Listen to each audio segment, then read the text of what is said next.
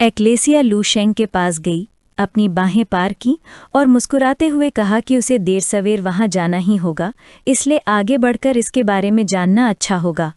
लू शेंग ने सिर हिलाया। उसने अपना हाथ बढ़ाया और एक सिस्टम विंडो दिखाई। उसे देखते हुए उसने समझाया कि अंतरिक्षीय युद्ध क्षेत्र उनके ब्रह्मांड और एक अलग ब्रह्मांड के बीच की दरार है। उनके टकराव से पैदा हुआ एक अंतरिक्ष जो इसे मुख्य युद्ध क्षेत्र बनाता है, जहां उनका ब्रह्मांड दूसरी दुनिया का सामना करता है। हमारा लड़का चुपचाप सुनता रहा और उत्सुक हो गया। सिस्टम में एक योद्धा जानवरों के झुंड से लड़ता हुआ दिखाई देने लगा।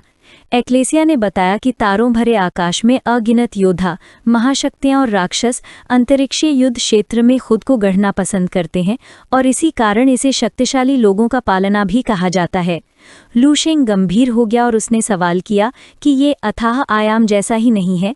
एक्लेसिया चुपचाप सोच रही थी।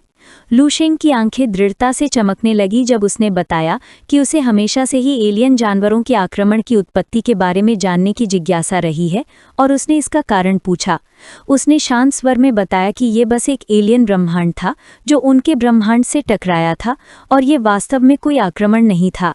देर सबेर उन्हें पूरी तरह से खदेड़ दिया जाएगा और पलटवार की संभावना से इनकार नहीं किया जा सकता। लू शेंग अपने विचारों में डूब गया और जब उसे एहसास हुआ कि उनके लिए ये बस एक एलियन ब्रह्मांड है तो उसके चेहरे पर उदासी छा गई। ये स्पष्ट था कि वे आक्रमण को हल्के में ले रहे थे, यहाँ तक कि पलटवार की बात भी कर रहे थे। फिर उसने अपनी मुट्ठी भींच ली और उसके शरीर से एक शक्तिशाली ऊर्जा का प्रवाह होने लगा। तारों से भरे आकाश के ऊंचे अधिकारी अभी भी स्थिति को लेकर काफी आशावादी थे, यहाँ तक कि उन्हें विश्वास था कि सब कुछ उनके नियंत्रण में है। वो सोच रहा था कि क्या 12वें स्तर के निष्पादकता पद बहुत कम है या इस ब्रह्मांड के सबसे शक्तिशाली प्राणी भी अभी तक डार्क लॉर्ड के अस्तित्व से अनजान हैं।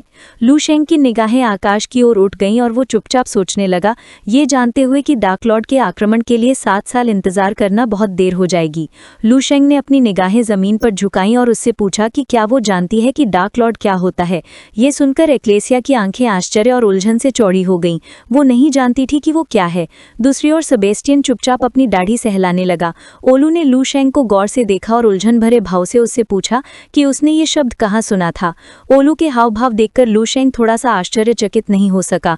वो ईमानदार था और उसने बताया कि एक बार उसने अपने ग्रह के समुद्र की गहराई में परग्रही जानवरों से घिरी एक गुफा में किसी दूसरी दुनिया से चेतना के अकल्पनीय उतार चढ़ाव महसूस किए थे।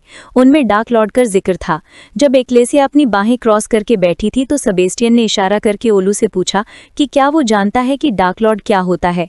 ओलू के हाव भाव बदल गए। वो गंभीर हो गया और बताया कि उसने ये शब्द परग्रही युद्ध के मैदान में सुना था। उसके मन में युद्ध के मैदान की छवि उभर आई। डार्क लॉर्ड परग्रही ब्रह्मांड में एक खास स्तर के शक्तिशाली प्राणियों को दी जाने वाली एक सम्मानजनक उपाधि थी। ओलू ने उन्हें गौर से देखा और बताया कि अगर उनकी ताकत की तुलना हमारे अपने ब्रह्मांड के मानदंडों से की जाए तो ये लगभग 16वें स्तर के विशेषज्ञ के बराबर होगी। ये सुनकर एक्लेसिया और सेबेस्टियन की आंखें आश्चर्य और भय से चौड़ी हो गईं और वे स्तब्ध रह गए। लू शेंग उतना ही स्तब्ध था जब उसे याद आया कि 16वें स्तर उसके गुरु यांगी ज़ऊ की शक्ति के बराबर थी, जो एक तारा क्षेत्र के स्वामी थे। लू शेंग को उस राक्षस की याद आने लगी जिससे वो समुद्र की तलहटी में लड़ाई लड़ी थी और उसकी आंखें आश्चर्य से चौड़ी हो गईं।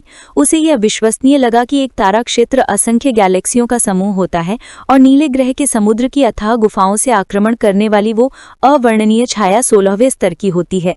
भ्रमित भाव से सेबेस्टियन ने ओलू की ओर देखना शुरू किया और पूछा कि क्या 16वें स्तर का कोई विशेषज्ञ लू शेंग के मात्र तार जैसे प्राथमिक संसाधन ग्रह पर प्रकट हो सकता है। ओलू ने चुपचाप जमीन की ओर देखा और फिर एक गंभीर स्वर में उसने स्वीकार किया कि शायद ये कोई एलियन जीवन रूप था जो डार्क लॉर्ड का नाम जानता था, लेकिन उसका स्तर निश्चित रूप से कम नहीं था। सेबेस्टियन बिना बीच में टोके चुपचाप सुनता रहा। ओलू ने अपनी बाहें पीछे कर लीं और बताया कि 16वें स्तर का एक विशेषज्ञ एक बड़े तारा क्षेत्र पर शासन कर सकता है। आमतौर पर 11वीं या 12वीं स्तर के विशेषज्ञ उसके अस्तित्व से अनजान होते हैं और उसे युद्ध क्षेत्र का सेनापति बनने के बाद संयोग से ही इस बारे में पता चला था। ओलू का स्वर शांत हो गया जब उसने कहा कि अगर ये सच है तो ये उनके ध्यान के योग्य है।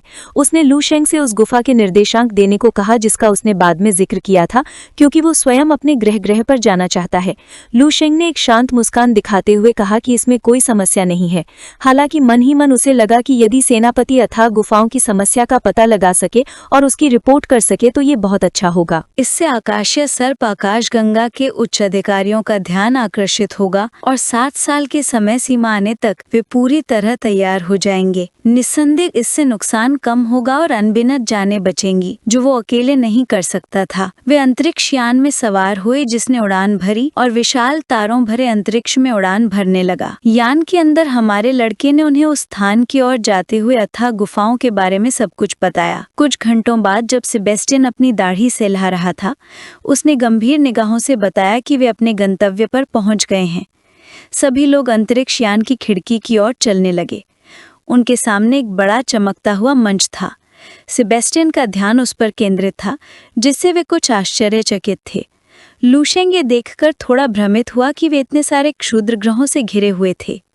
सेबेस्टियन की आंखें चमक रही थीं और उसने मुस्कुराते हुए बताया कि ये सभी खास तौर पर दर्शकों के लिए स्टैंड के तौर पर इस्तेमाल के लिए लाए गए थे। लूशेंग की जिज्ञासा और बढ़ गई। सेबेस्टियन की ओर इशारा करते हुए उसने पूछा कि यहाँ कितने लोग बैठ सकते हैं। सेबेस्टियन ने मुंह छिपाते हुए जवाब दिया कि क्षुद्र ग्रहों के टिकट पहले ही बिक चुके हैं। शुरुआत में उन्होंने केवल 300 दर्शक सीटें आरक्षित करने की योजना बनाई थी, लेकिन उन्होंने 4 और सीटें जोड़ दी और अब कुल मिलाकर 1500 सीटें हो गई थीं। वो जगह अंतरिक्ष यान से भरी हुई थी और सेबेस्टियन ने बताया कि इतनी बड़ी संख्या में प्रतिभागियों के भोजन, कपड़े, आवास, परिवहन, मनोरंजन और अन्य खर्चों को मिलाकर इस प्रतियोगिता से आर्थिक विकास अभूतपूर्व शिखर पर पहुंच गया था।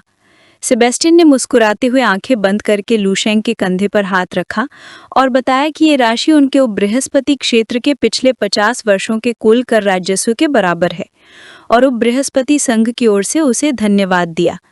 ये सुनकर लूशेंग थोड़ा आश्चर्यचकित हुए बिना नहीं रह सके। फिर उनकी आंखें खुशी से चमकने लगी और उनके चेहरे पर मुस्कान फैल गई जब उन्हें एहसास हुआ कि 50 वर्ष परिवर्तित करने पर सैकड़ों पृथ्वी वर्ष होते हैं।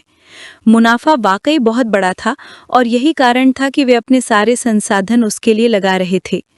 वे चुपचाप खड़े होकर मंच पर विचार कर रहे थे। सेबेस्टियन की आंखें आत्मविश्वास से चमकने लगीं और उसने मुस्कुराते हुए बताया कि दूसरे क्षेत्र उसके उदाहरण का अनुसरण करना चाहेंगे, लेकिन वे ऐसा नहीं कर सकते क्योंकि उनके पास अमर स्तर के दिव्य शरीर वाले प्रतिभाशाली लोग नहीं हैं। और अगर प्रतियोगिता एक बार हो सकती है तो दूसरी और तीसरी बार भी हो सकती है। इस बार उनका क्षेत्र बृहस्पति के नीचे सचमुच बहुत आगे निकल गया था। एक्लेसिया कुछ उलझन में थी। वो सेबेस्टियन के पास गई, उसे गौर से देखने लगी और उसे याद दिलाया कि अपराध दर भी अपने चरम पर पहुंच गई है। आत्मविश्वास भरे भाव के साथ सेबेस्टियन ने हाथ हिलाकर कहा कि इससे कोई फर्क नहीं पड़ता, क्योंकि आर्थिक उछाल के साथ भविष्य में कई समाधान निकलेंगे। ये सुनकर उसकी आंखें आश्चर्य से भर गईं, क्योंकि उसे सेबेस्टियन से ऐसा कहने की उम्मीद नहीं थी। अपनी दाढ़ी सहलाते हुए सेबेस्टियन बाहर देखने लगा और हमारे लड़के को पुकारा। उसे बताया कि उसके अलावा बृहस्पति क्षेत्र ने कई अन्य प्रतिभाशाली प्रतियोगियों को नामांकित किया है और वो उसे उनसे मिलवाने ले जाएगा। लूशेंग अपनी तंद्रा से बाहर आया और चुपचाप सेबेस्टियन को देखने लगा। उनका अंतरिक्ष यान एक क्षुद्र ग्रह पर पहुंचा और रुक गया। कुछ दूरी पर कई योद्धा लड़ रहे थे। उनकी तलवारें आपस में टकरा रही थीं और ऊर्जा की शक्तिशाली लहरें पैदा कर रही थीं। एक नीले बालों वाली महिला अकेले ही कई योद्धाओं का सामना कर रही थी। आक्रमण करने के बाद वो सांस लेने के लिए पीछे हट गई। योद्धाओं ने अपनी तलवारें कसकर पकड़ लीं और बिना एक पल की भी हिचकिचाहट के उसे खत्म करने के लिए उस पर झपट पड़ी। जैसे जैसे वे धीरे धीरे करीब आ रहे थे, महिला नीचे झुक गई और ध्यान केंद्रित करने लगी। वो खड़ी हो गई और उसने ऊर्जा की एक लहर छोड़ी, जिससे आक्रमणकारी पीछे की ओर उड़ गए। उन्हें एहसास हुआ कि वो कितनी शक्तिशाली थी। जैसे ही उसके शरीर से एक शक्तिशाली ऊर्जा निकली, सेबेस्टियन ने उसे गौर से देखा और लूशेंग को समझाया कि वो बिंगलोंग है, एक योद्धा जिसकी उम्र 900 साल से ज्यादा थी और वो लेवल 11 के शिखर पर थी। कई योद्धाओं को हराने के बावजूद वो फिर से लड़ने के लिए तैयार थी। सेबेस्टियन ने आगे बताया कि उसका शरीर चंद्र स्तर का दिव्य शरीर भी है और उसकी हालत को देखते हुए उसने अपनी पूरी युद्ध शक्ति का भी इस्तेमाल नहीं किया था। इस वजह से उसकी ताकत लेवल 12 के बराबर हो सकती है और उसने सुझाव दिया कि शायद वे अकेले में ज्यादा बातचीत कर सकते हैं। उनका जहाज उतरा और वे सब उतर गए। ये देखकर बिंग लॉन्ग और उसके आदमी उनकी ओर बढ़ने लगे। उसने और उसके आदमियों ने अपनी आंखें बंद कर ली और उनके सामने सिर झुकाकर उन्हें उनकी उपाधियों से संबोधित किया, श्रीमान राष्ट्रपति, निष्पादक और सेनापति। लिu शेंग के चेहरे पर एक शांत भाव दिखाई देने लगा।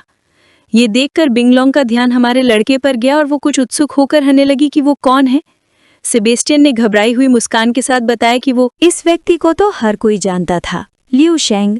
लिu शेंग की आंखें भ्रम से भर गईं। बिंग लॉन्ग हमारे लड़के के पास आई, अपना हाथ बढ़ाया और मुस्कुराते हुए कहा कि उसने बहुत समय से अमर के बारे में सुना है। अब जब वो आखिरकार उससे मिली है तो उसने अमर वंश की शक्ति का अनुभव करने के लिए एक द्वंद्व युद्ध का प्रस्ताव रखा। लिu शेंग चुपचाप सोचने लगी। सभी उत्सुक थे, हमारे लड़के के जवाब का इंतजार कर रहे थे। लिu शेंग की आंखें आश्चर्य से चमकने लगी। उसे विश्वास ही नहीं हो रहा था कि वो उसे चुनौती दे रही है। ये वीडियो समाप्त होता है। अगर आप अगला भाग देखना चाहते हैं